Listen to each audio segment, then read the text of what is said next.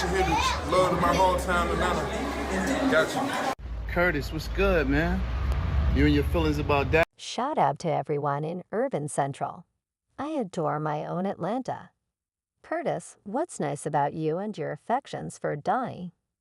Do you think she would gang them up, or are you just sucking little Rod? Either way, I want you to forget about it all, since it's just entertainment. Don't run away from me when I call you out on what you want to do. Instead, let me beat the out of you on TV or whatever. Curtis, hey everyone, it's great to see you again. I hope you all stay in shape and inspire yourself. The first thing I advise you to do is inspire yourself. If you don't feel inspired, you won't be able to love and respect yourself. Hold on to your edges because the drama involving 50 Cent and Stevie J is about to get messy. Stevie J, the rapper turned love and hip-hop star, and 50 Cent had a long-running dispute that erupted when Stevie J confronted 50 about disclosing his supposed homosexual affairs. The rumors on the streets are that 50 Cent exposed all of Stevie J's personal details to the public. But why would he do that? Is there more to this story than meets the eye? We're going to get into all the juicy details and spill the tea on this unexpected celebrity. Showdown, get ready for an exciting trip, so grab some popcorn. You may be asking, what's the history between these two? How did we get here? Well, let me explain. 50 Cent and Stevie J have a long history together, and their relationship has been, to put it mildly, turbulent. It all began when Stevie J was writing songs for some of the biggest names in the business, such as 50 Cent's Unit Crew. They were in the same circles, making money moves, and appeared to be close, but as you can imagine in the music business, things can turn sour quickly. Me looking at this loss, he also alleges that he forced him to watch a video of Stevie J having sex with a man who little Stevie who Stevie what Jan used to call him Stevie yo I read that man Amaya. Don't know if you noticed, but then maybe they have a tape that we didn't see cause the pictures was a little vague. There was an exotic worker came out and said that was him and not Stevie J, but in order for them to put that in there, they must clearly thought it was Stevie J or think it's Stevie J. But you got to get this art, check this out. He knew that this kid admired Stevie J and loved the work Stevie J had done in the industry in the past. This kid looked up to Stevie J. Now what if Puff told him that was Stevie J in the tape? And the guy looked like Stevie J. He did facial. His face was fixed like he was doing some of the faces. Stevie JV making you understand. So now the kid could have been drunk, kid could have been high. He was like, yo, Puff could have been like, yo, you talking about this as somebody you admire. Look what he doing this Stevie J right here now. In that kid mind, he may have thought that was Stevie J, or he think that's Stevie J. If Puff told him that was Stevie J, it was Stevie J. So people can't say, oh, he lying and everything like that, because we really don't know what was said, but the kid said he told him, this is somebody I admire, this is somebody you got high aspirations for, that you want to be like, look and see what he doing this, what you should be doing too. Wow, that was crazy. And you knew Stevie J, right? I knew Stevie J real well, bro.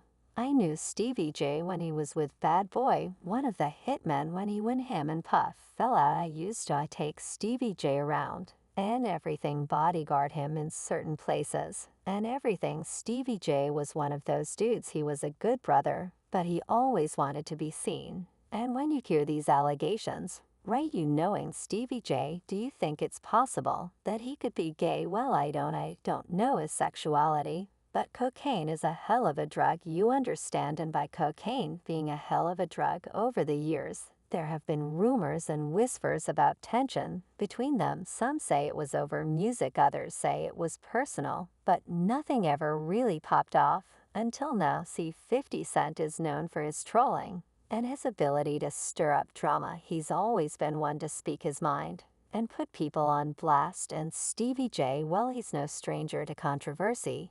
Either he's had his fair share of relationship drama and legal troubles, and he indulging with Diddy like that.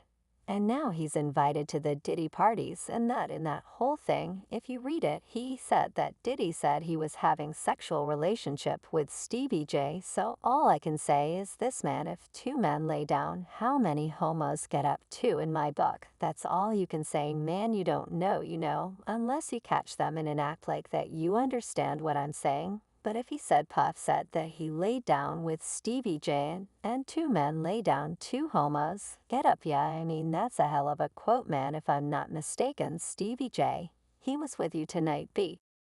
Got killed, right? Yeah, Stevie J was there. Stevie J was there, and as soon as Big died, he was supposed to get on the plane with us with him and go to New York. He rushed to Faith Hotel Rush. Just to the hotel, he was wearing my cross and my chain, right? I said, Stevie, I'm not selling you my cross. My cross got blessed. He said, let me wear it. I said, you okay, bro? He gave me $1,500 for the chain and then never paid me for the cross. End up giving Faith the cross and the chain to give to little Chris Wallace. That's what he said he did with it. You think it's a chance he was cracking Faith back then? I have no idea what he was doing. But it's amusing how it worked out that he fled to Big's widow after he was killed.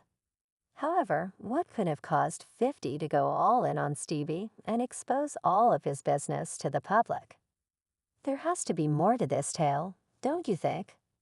The streets are talking, and they're saying that there's been some shady dealings going on behind closed doors, that maybe Stevie J isn't as loyal as he claims. Seems to be that maybe he's been playing both sides of the fence, if you know what I mean. But here's the thing, we don't really know what's true.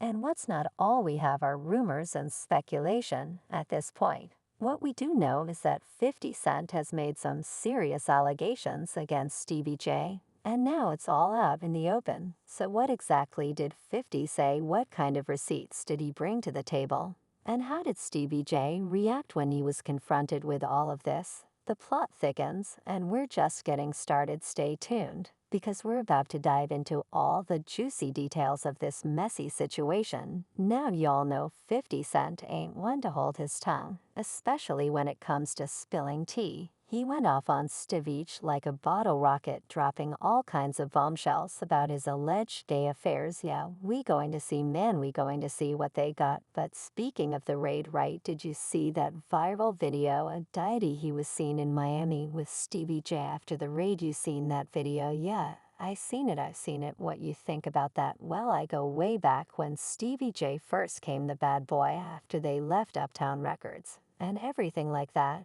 And Stevie J and Puff fell out real bad over, it could have been producer credits in the whole 9 yards.